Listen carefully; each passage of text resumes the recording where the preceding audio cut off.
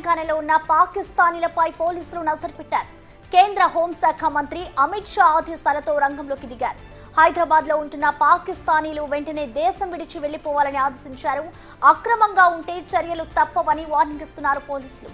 ఈ నెల 27తో పాకిస్తానీల వీసాల గడువు ముగియనుంది. ఈ నెల 29తో ముగియనున్న మెడికల్ వీసాల గడువు కూడా ముగియనున్నది.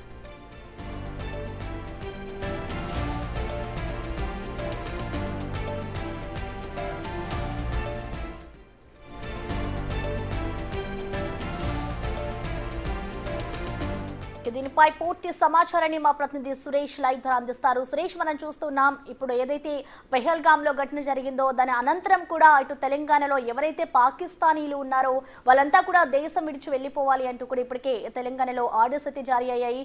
దీనికి సంబంధించి అప్డేట్స్ ఏ విధంగా ఉన్నాయి? అధికారులు ఏమైనా చెకింగ్స్ చేస్తున్నారా? ఇక్కడ ఎంతమంది ఉన్నారు ఏంటి అనే వివరాలు సేకరిస్తున్నారా?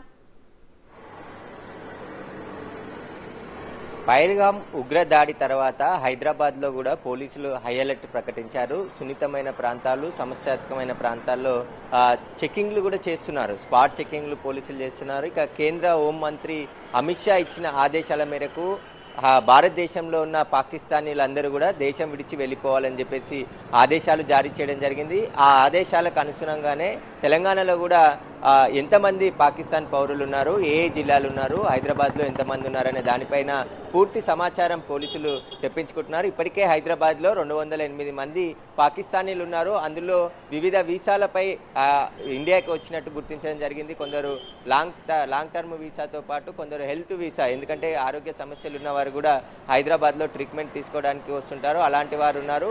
అదేవిధంగా బిజినెస్ వీసాలపై వచ్చిన వారు కూడా ఉన్నారు. మొత్తం 208 మందిని ఐడెంటిఫై చేయడం జరిగింది. ముఖ్యంగా హైదరాబాద్లోనే ఎవరైతే పాకిస్తాన్ కానీ బంగ్లాదేశ్కి సంబంధించిన దేశస్తులు వస్తే ఇక్కడ హైదరాబాద్లో ఉన్నటువంటి కేంద్రానికి వచ్చి సమాచారం ఇచ్చి వాళ్ళు వెళ్లాల్సి ఉంటుంది. ఇమిగ్రేషన్కి సంబంధించిన ప్రక్రియ కూడా ఇక్కడే ఉంటుంది. కాబట్టి వారికి సంబంధించి ఎంతమంది ఉన్నారనేది, వీసాలు ఎన్ని వచ్చాయనే దానికి సంబంధించి పూర్తి సమాచారం ఇప్పటికే పోలీసుల దగ్గర ఉంది. ఇక అనధికారికంగా ఎవరెవరు ఉన్నారు, ఎందుకంటే పాకిస్తాన్కి చెందిన యువకులు ఇక్కడ ఇండియాకి సంబంధించిన ముస్లిం యువతులను పెళ్లి చేసుకుంటే ఇక్కడికి వచ్చి లాంగ్ టర్మ్ వీసాపై కూడా వస్తుంటారు. కొందరు అనధికారికంగా గతంలో వచ్చిన దాఖలాలు ఉన్నాయి. కాబట్టి ఎవరెవరు అలా వచ్చారు, అసలు మొత్తం ఎంతమంది ఉన్నారు, ఆ వీసాలన్నీ కూడా రద్దయిపోయాయి. 27 తారీఖు లోపు అందరూ కూడా వెళ్ళిపోవాలని చెప్పేసి తెలంగాణ డీజీపీ జితేందర్ కూడా నిన్న పత్రికా ప్రకటనలో విడుదల చేయడం జరిగింది. ఎవరైతే పాకిస్తాన్కి సంబంధించిన పౌరులు ఉంటారో వారందరూ కూడా తిరిగి తమ దేశాలకు వెళ్ళిపోవాలి. కేంద్ర ప్రభుత్వం అన్ని రకాల వీసాలను కూడా రద్దు చేసింది. కాబట్టి ఎవరు కూడా ఇక్కడ ఉండడానికి వీల్లేదు, మీరు మీ దేశాలకి తిరిగి వెళ్ళిపోవాలి 2 రోజుల్లో అని చెప్పేసి కూడా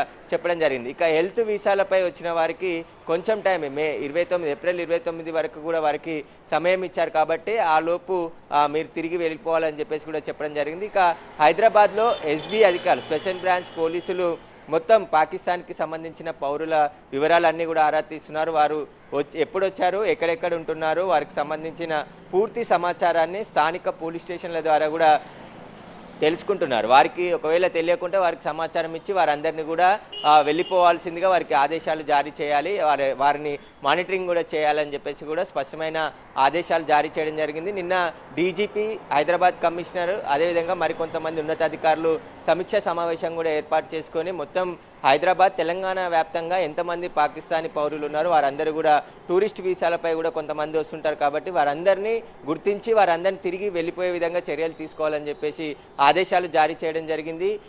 హైదరాబాద్లో ఉన్నటువంటి వారి వివరాలు ఇప్పటికే ఉన్నాయి. కాబట్టి అనధికారికంగా ఎంతమంది ఉన్నారనే దానిపైనే పోలీసులు వివరాలు ఆరా తీస్తున్నారు. ఒకవేళ వెళ్ళిపోకుంటే చట్ట ప్రకారం చర్యలు తీసుకుంటామని చెప్పేసి కూడా పోలీసులు చెప్తున్నారు. థాంక్యూ సురేష్.